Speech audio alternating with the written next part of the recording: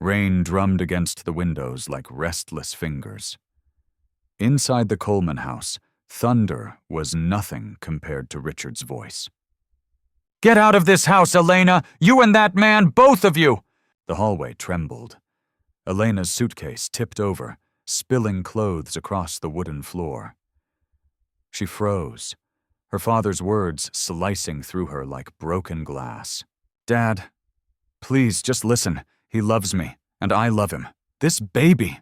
Don't you dare call that thing my grandchild!" Richard cut her off, eyes blazing. "You've disgraced this family. You've disgraced your mother's memory." The room fell silent, except for the ticking of the clock on the mantel. Cold, mechanical, merciless. Elena's voice cracked. "Mom would have wanted you to understand. Malik treats me with respect. He's a good man." "A good man?" Richard laughed bitterly. "A man like him? From his background? What do you think the world will say when they see you with him? You think love pays the bills? You think love changes the truth?" She stepped closer, trembling but defiant. "Then maybe the truth you believe in is what's killing you, Dad." For a moment, something flickered behind Richard's eyes. Grief, maybe, but pride smothered it. He pointed to the door. "If you walk through that door, Elena, you are no daughter of mine." The words struck harder than any storm outside. Elena's lips trembled. "I'll always be your daughter, whether you want me or not." She turned, clutching her suitcase. The door creaked.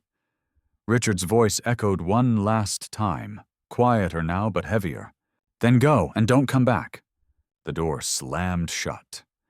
The echo lingered, sharp, final, unforgettable. Outside, rain soaked her hair as she stepped into the night, carrying both her unborn child and the weight of a love her father refused to see. Inside, Richard stood still, staring at the door he'd just closed. For a man who spent his whole life calculating losses, he'd just made the one mistake no number could ever measure. The voice that followed froze him. Margaret's voice, soft, recorded years ago before her surgery. "If anything ever happens to me, promise me one thing, Richard. Don't shut your heart to love. Not with our daughter, not ever." He stood still, one hand on the wall to steady himself. The message had survived countless device upgrades, but he'd never deleted it. He thought he'd stopped needing it. The machine clicked off. The room swallowed him in silence. Richard walked to the dining table, poured himself a drink, and stared at the empty chair across from him. The one where Elena used to sit, chatting about her day, laughing at his terrible jokes. Now it was just wood and shadow. He whispered, to no one in particular, "You said love keeps us alive, Maggie. But love's what kills us, isn't it?"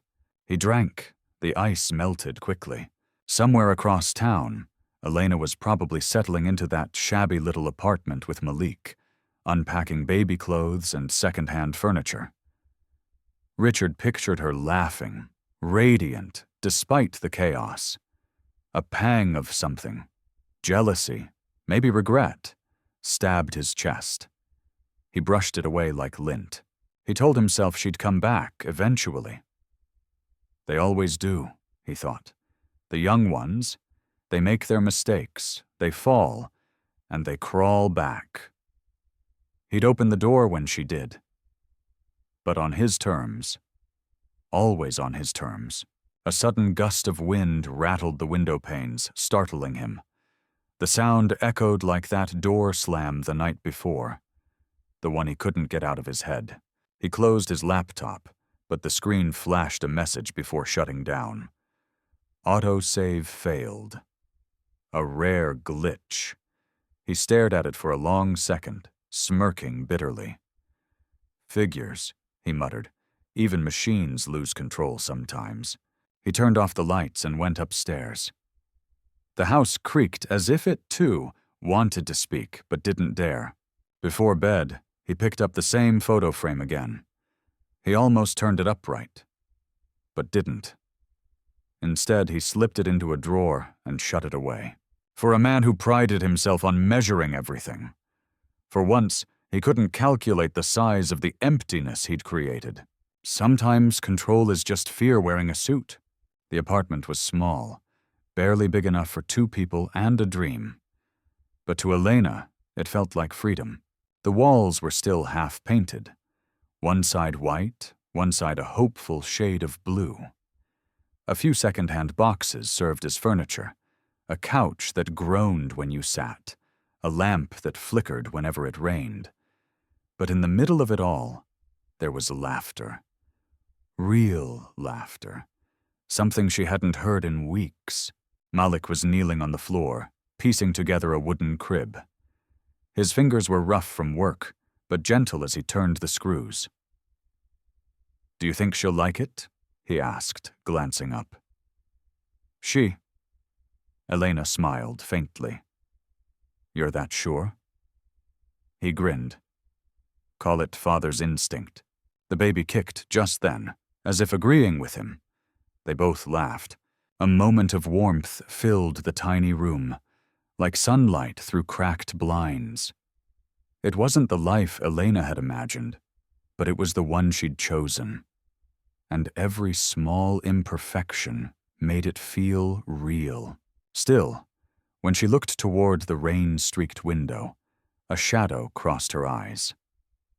Outside, the city hummed, indifferent and endless. Somewhere beyond those buildings, her father was probably sitting behind his desk, signing papers, pretending none of this existed. She placed her hand over her stomach. "Do you think he'll ever forgive us?" she whispered. Malik looked up, his gaze soft. "It's not us he needs to forgive, Elena. It's himself." She blinked, surprised. "How do you know?" He set down his tools, wiping his hands on a towel. "Because I used to be him," he said quietly. "I spent half my life trying to be perfect, trying to prove I was more than the world saw me as. And when you live like that, you stop seeing people as people. You start seeing them as risks." She turned toward him, studying the tired lines beneath his eyes. He wasn't just talking about her father anymore. He was talking about himself. About the world that had made him fight twice as hard for half as much. Elena reached out, touching his hand. "I just wish he could see you the way I do." Malik smiled gently. "Someday he will." He looked around the apartment, the mess, the hope, the life they were building from scratch. "This," he gestured at everything. "It's not much yet, but it's honest. And when our child grows up, they'll know what real love looks like. Not perfect, not polished, just real." She nodded, tears glistening. "Promise me one thing. Anything. No matter what happens, you'll never let this world make you bitter." He laughed softly. "You sound like your mother." Elena smiled through her tears. "Mom believed in kindness. She said it's the one thing that survives us." They sat together on the floor, surrounded by the sound of rain and half-assembled dreams. Later that night, when Malik had fallen asleep beside her, Elena wrote a letter she would never send. "Dear Dad, I hope one day you'll understand that I didn't choose love to hurt you. I chose it because I needed to breathe.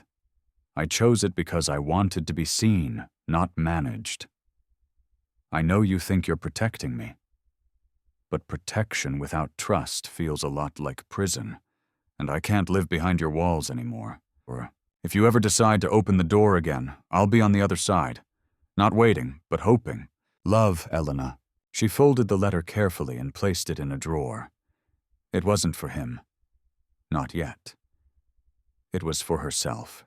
The following morning, sunlight poured through the blinds for the first time in weeks. Malik was already awake, humming softly as he packed his tools for work. He kissed her forehead before leaving. "Everything's gonna be okay," he said. And for a moment, she believed him. But when the door closed behind him, the silence crept back in. Not the kind that hurts, but the kind that waits. the kind that asks questions she wasn't ready to answer. She walked to the window and watched people rush below. Businessmen, students, mothers pushing strollers, everyone moving forward, except her father. He was still standing in the past. She whispered to herself, almost like a prayer, maybe one day he'll remember how to love without fear. And for the first time since that stormy night, she smiled without sadness. Because deep down, she knew. Some promises weren't made with words. They were made with hope. Home isn't a place. It's the people who stay when everyone else leaves.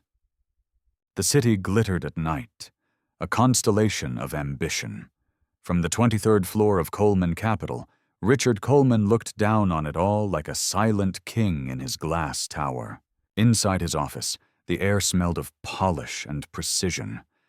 Every file was aligned to the millimeter. The clock on the wall ticked in perfect rhythm, the sound crisp, obedient, everything he wished people could be. A knock on the door. His secretary's voice, polite but cautious. "Sir, your daughter called the front desk again this morning. Should I?" "Ignore it," Richard said flatly, not looking up. "But she didn't leave a message, just... Then there's nothing to return." The door shut. Silence again. Richard's pen hovered above the paper, unmoving. The ink bled into a small, dark stain. Even his handwriting was starting to lose control. He leaned back, closing his eyes. Sleep came in fragments lately. Too many numbers, too many memories. When he finally drifted off, he dreamed of Margaret. Not as she was at the end, frail and fading, but vibrant, alive, sitting in that old garden chair, sunlight painting her hair gold. She laughed, holding Elena on her lap.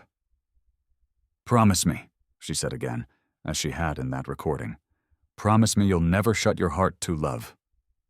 He reached out and woke to the shrill ring of his phone.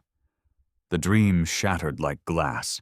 Later that evening, Richard sat alone in his kitchen, his tie loosened, the lights dim. He poured another drink, though he'd already had enough.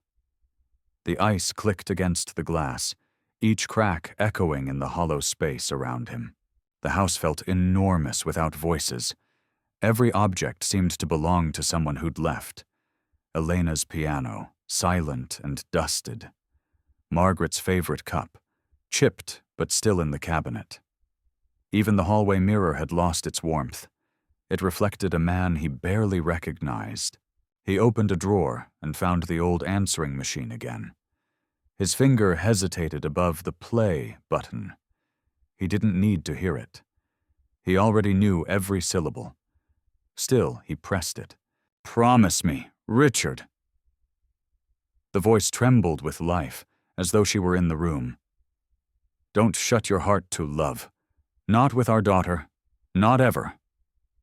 The message ended. The silence after it felt louder than the thunderstorm from that night. He whispered to no one, "I kept that promise, Maggie. I just kept it the wrong way." He wanted to believe he'd protected Elena from heartbreak, from ridicule, from the statistics he'd built his world around. But in protecting her, he'd buried her alive in his own fear. He set the glass down. It trembled slightly in his hand. Something inside him was cracking. Not enough to break, just enough to make noise. At work the next day, Richard tried to bury himself in meetings. Numbers were still safe. They didn't talk back. But the boardroom felt colder than usual. One of his senior partners, a younger man named Alex, paused after the meeting ended. "Sir, if you don't mind me saying..." Richard looked up. Alex hesitated. "You used to smile more. When I started here, you'd tell stories about your daughter. Now you don't even say her name." Richard's jaw tightened. "We're not paid to smile, Alex." "I know," Alex replied quietly. "But you used to." The comment lingered long after Alex left.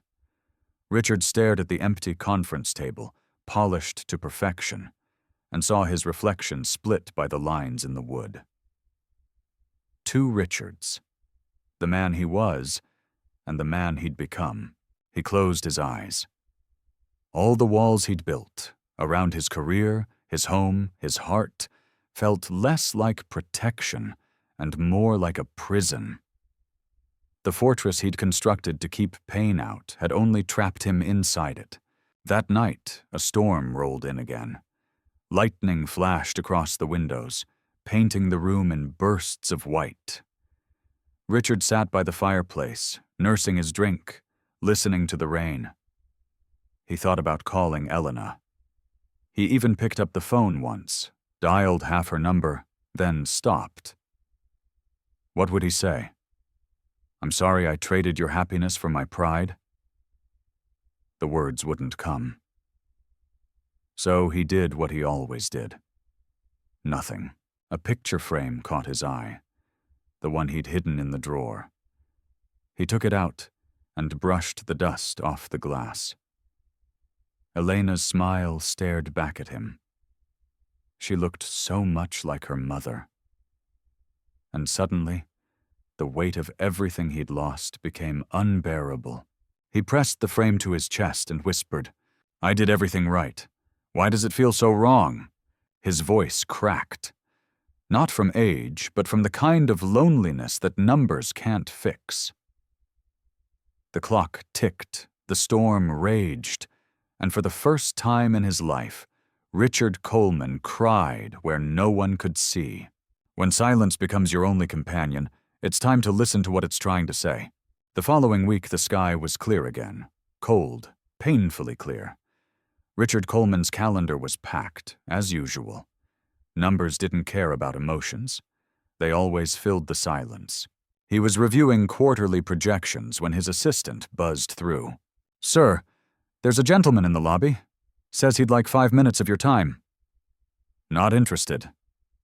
He says it's important, sir. His name is, whoever it is, tell them, Malik Johnson. The name froze him. For a second, Richard didn't breathe.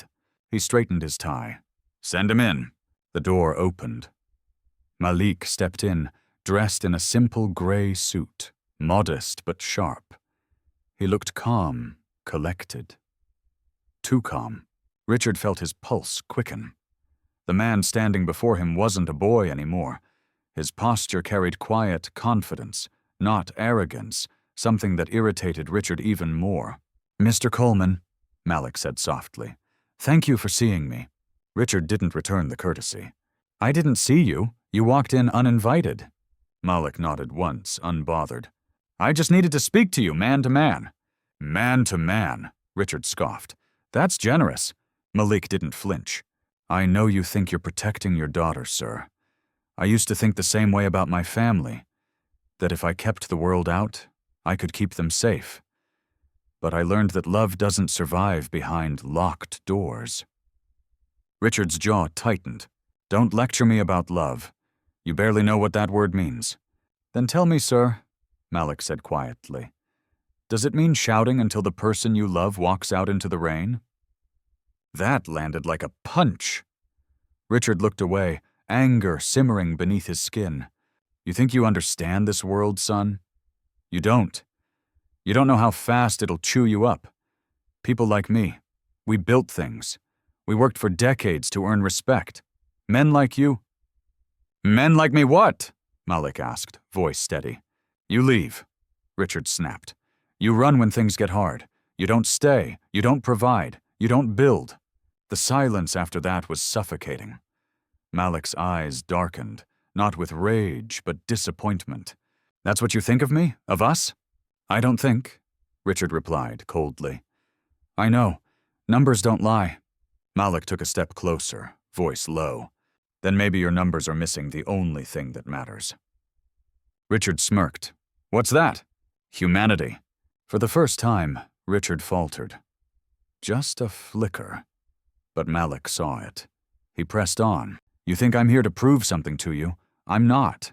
I came here because Elena still believes in you. She believes you'll wake up one day and realize love doesn't make you weak. It makes you human." Richard's voice hardened again. "I don't need a sermon from you. I didn't come to preach," Malik said. "I came to ask for your blessing." That caught Richard off guard. "My what?" "Your blessing," Malik repeated. "We want to get married before the baby comes." Richard laughed, sharp and bitter. "Married? With what? Hope and good intentions? You think love pays the rent?" Malik didn't answer immediately. He reached into his pocket and pulled out a folded check. Small, crisp, official. "I've been saving since college, working 2 jobs.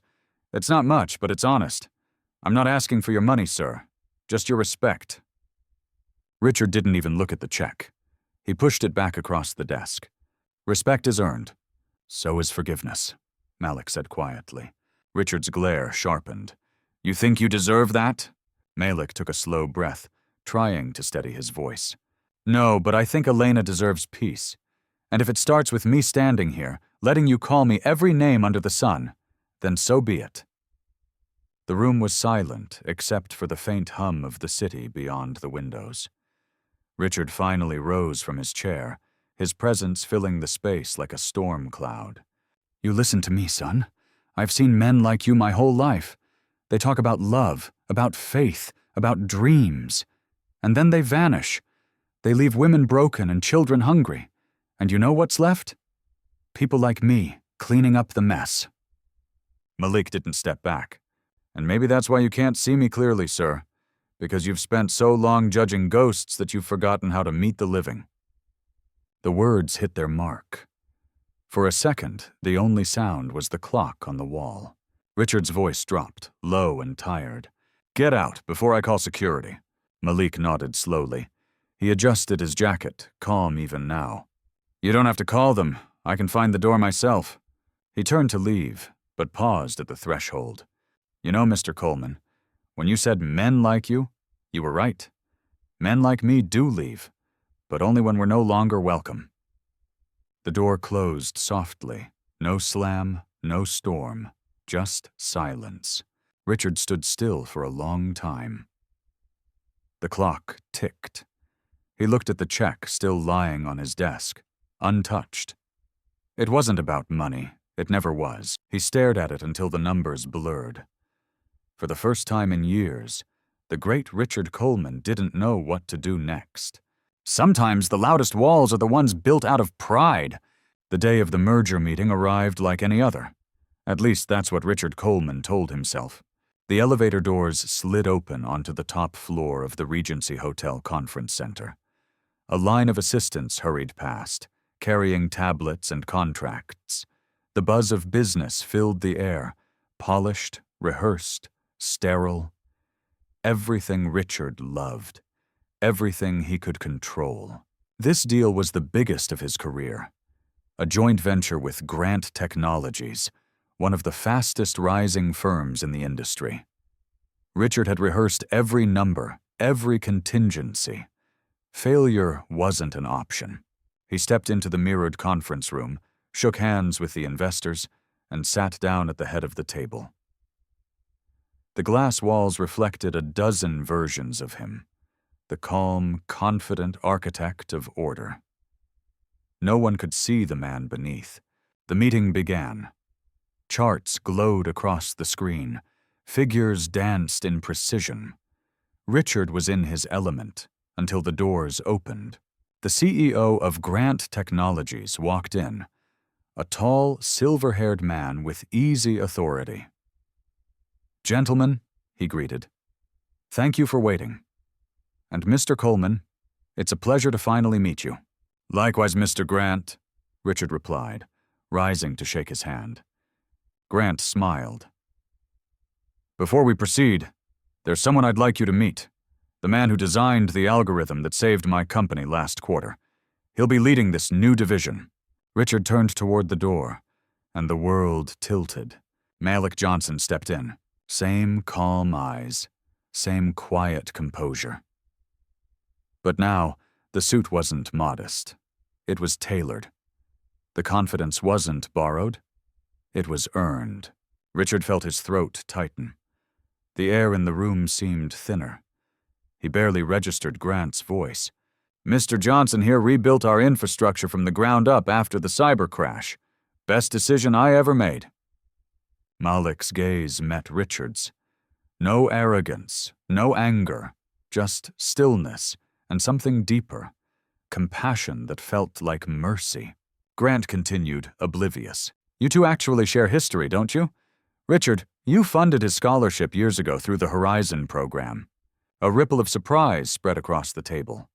All eyes turned to Richard. His pen slipped from his hand, clattering onto the polished glass. I didn't realize," he murmured. Malik smiled faintly. "It's all right, sir. You meet a lot of people in your position." Richard tried to recover, but his pulse hammered in his ears. Every number he'd ever trusted, every rule he'd ever lived by, began to crumble. He looked at Malik, this man he'd dismissed, insulted, erased, now sitting beside the CEO, not as a guest, but as an equal. Grant clasped Malik's shoulder proudly. "We wouldn't be here without him. His work not only saved millions, but gave hundreds of employees their jobs back." Richard forced a smile, but his voice came out brittle. "Impressive?" Grant chuckled. "That's one word for it. I call it genius. You're lucky, Richard. You're about to sign with one of the brightest minds in the business." The room applauded lightly. Richard didn't join them. As the presentation resumed, Richard sat frozen, his thoughts unraveling faster than any spreadsheet could track. He wasn't angry. Not yet. He was humbled, in the most painful way possible. When the meeting ended, handshakes followed. Grant left to take a call, leaving Richard and Malik alone. For a moment, neither spoke. Finally, Richard said quietly, "You must be enjoying this." Malik turned, puzzled. "Enjoying what, sir?" "Watching me squirm. Seeing me realize I was wrong." Malik shook his head slowly. "No, Mr. Coleman. I didn't do any of this to humiliate you. I didn't even know you'd be here." Richard studied him, searching for bitterness, for revenge. There was none, only calm. "You really expect me to believe that?" Richard asked. "You don't have to," Malik said. "I didn't come here to prove anything. Life already did that for me." He started to leave, but Richard stopped him. "Wait, why didn't you say anything back then? When I said those things to you?" Malik paused at the door. "Because if I had fought you then, it would have been about pride, and pride doesn't heal anything." Richard looked down, ashamed. The echo of his own words from that night came rushing back. Men like you leave. Now, standing before him was the proof that he had been wrong. Not about Malik, but about himself. Malik continued softly. "You once told me men like me run when things get hard. But the truth is, Mr. Coleman, I stayed. I stayed for Elena, for your daughter, for our family." The word family hung in the air like a verdict. Richard swallowed hard. Does she still talk about me?" Malik's eyes softened. "Every day. She still believes you'll walk through that door again." Richard's composure cracked. For years, he had built a fortress around his heart, brick by brick, made of logic and numbers. And in one sentence, Malik had torn it down. He wanted to speak, to apologize, to explain, but no number, no word, no equation could balance what he had done. Malik picked up his briefcase. "Some debts aren't paid with money, sir. They're paid with courage." He turned to leave. "Malik." The name left Richard's mouth like a confession. Malik looked back. "Thank you," Richard said quietly, "for not hating me." Malik smiled, a small, tired, human smile. "Hate's too heavy to carry. I've got a family to build." And with that, he was gone. Richard stood in the empty room long after everyone left. The city glittered below, but it didn't look like ambition anymore. It looked like forgiveness waiting for him to ask for it. He sat down, buried his face in his hands, and whispered to the empty air, "I was wrong, Maggie. I was wrong about everything. The people we look down on might be the ones holding us up." The rain had returned, soft and steady. Not angry this time, just honest. Richard sat in his car outside the hotel long after everyone had gone. The city lights blurred through the windshield, turning into streaks of color. He didn't move. He just listened, to the hum of the engine, to the distant horns, to the voice of a man who had forgiven him without reason. Malik's words echoed.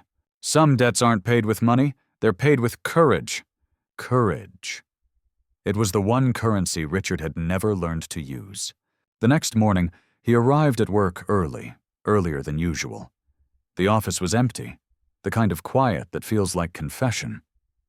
He stood by the window, watching the sun rise over the skyline. It looked different now. Less like victory, more like opportunity. He picked up the phone on his desk, dialed a number halfway, then stopped. Not yet.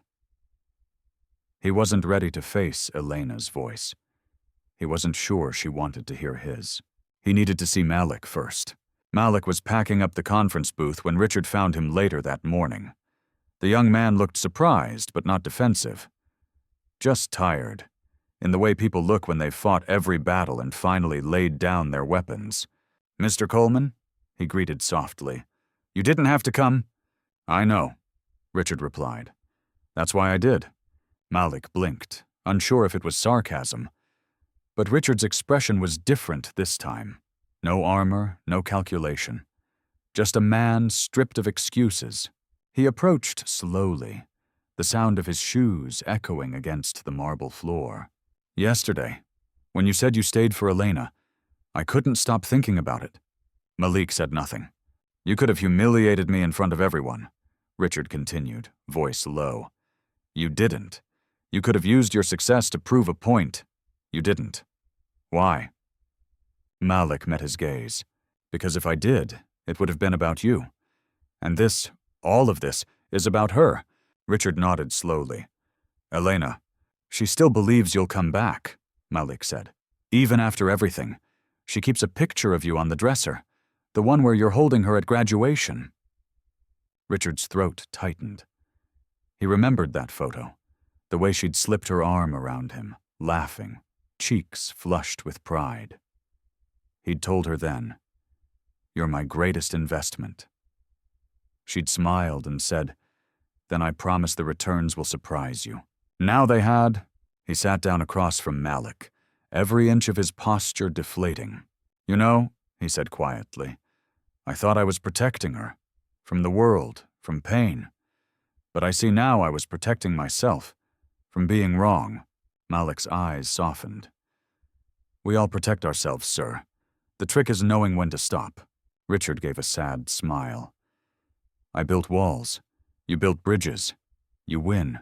"It's not about winning," Malik said. "It's about family." Richard nodded. "And she forgave me?" Malik hesitated, then nodded once. "She forgave you the moment you closed that door, because she knew one day you'd open it again." Richard exhaled shakily, the weight of years leaving his chest. "I don't deserve her forgiveness." "Maybe not," Malik said softly. "But she deserves your apology." That line landed like truth. Simple, undeniable. Richard looked down at his hands. The same hands that once built empires and ended relationships. They trembled now. Empty. He whispered, "I don't know how to say it." "You don't have to rehearse it," Malik said. "Just mean it."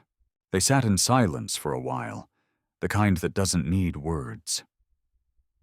Finally, Richard stood. "Malik," he said, extending his hand. "Thank you. For everything you didn't say." Malik shook his hand firmly. "For Elena," he said simply. Richard managed a small, broken smile. "For Elena." As he turned to leave, Malik called after him. "Sir?" Richard looked back. "She's home today," Malik said. "If you go now, she'll still be awake." Outside, the rain had stopped again. Richard stepped into the light drizzle, tilting his face upward.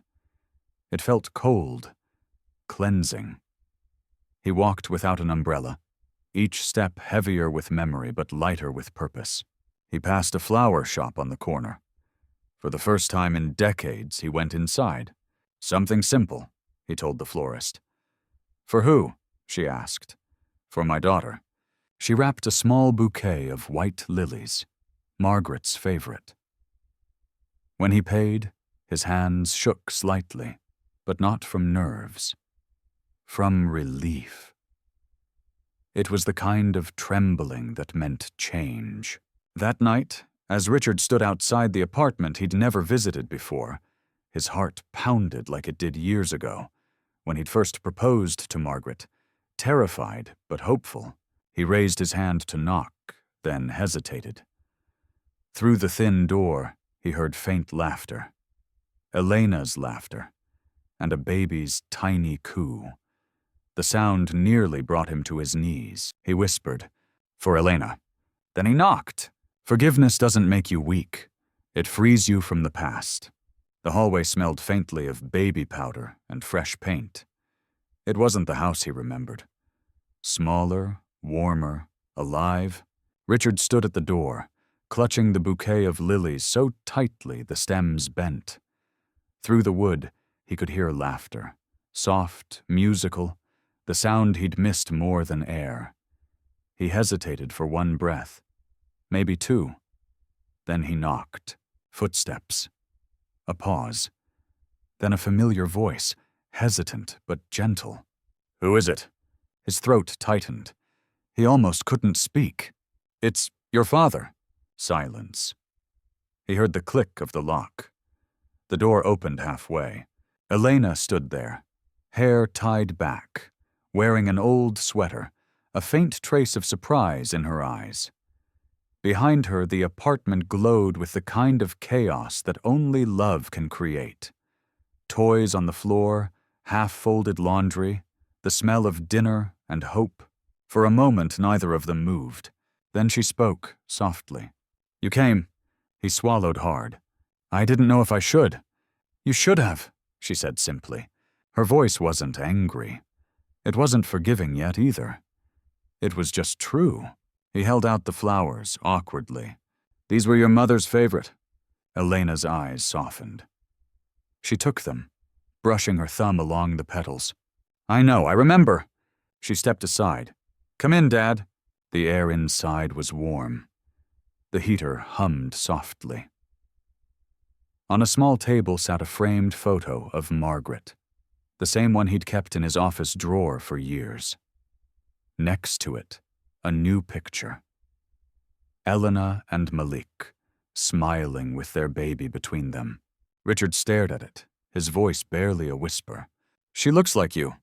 "Everyone says she has Mom's eyes," Elena replied. He turned, startled. "She?" Elena smiled faintly and nodded toward the crib. Inside, a tiny girl slept peacefully, her fist curled near her cheek.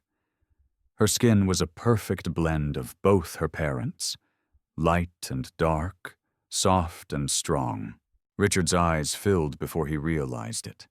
He knelt beside the crib, barely daring to breathe. "May I?" Elena nodded. "She's yours to hold, if you want her to be." He reached down carefully, hands trembling. The baby stirred, then opened her eyes. Clear, curious, innocent. For the first time in years, Richard's world stopped spinning. He whispered, "She has your mother's eyes." The child blinked, then reached up, her tiny fingers wrapping around his thumb. And in that instant, something inside him broke open. All the walls, all the logic, all the control he'd spent a lifetime building, gone. Just a man, a daughter, and a second chance. Tears rolled silently down his face. Elena watched, her own eyes shining. "Dad," she said softly. "I never stopped hoping you'd find your way back." He looked up at her, still holding the baby. "I thought I was protecting you," he said, "but I was just protecting my pride." "I know," she whispered, "and I was protecting my heart." He smiled through tears. "Then maybe we can stop protecting and just live," she nodded. "That's all I ever wanted." The front door opened quietly. Malik stepped in, surprised to see Richard there. For a heartbeat, tension hovered. old ghosts returning for one last glance. Then Richard stood, cradling the baby gently. Their eyes met. No words, no grudges, just understanding. Richard held the child out slightly. "She's perfect," he said. "You did good, son." Malik froze. It was the first time he'd heard the word son from that man's mouth. He nodded slowly. "Thank you, sir." Richard smiled faintly. "Just Richard." Malik's grin widened, small but genuine. "Just Malik." They both laughed softly, awkward but real. Two men finally standing on the same ground. Later, as evening settled, they all sat together at the small table.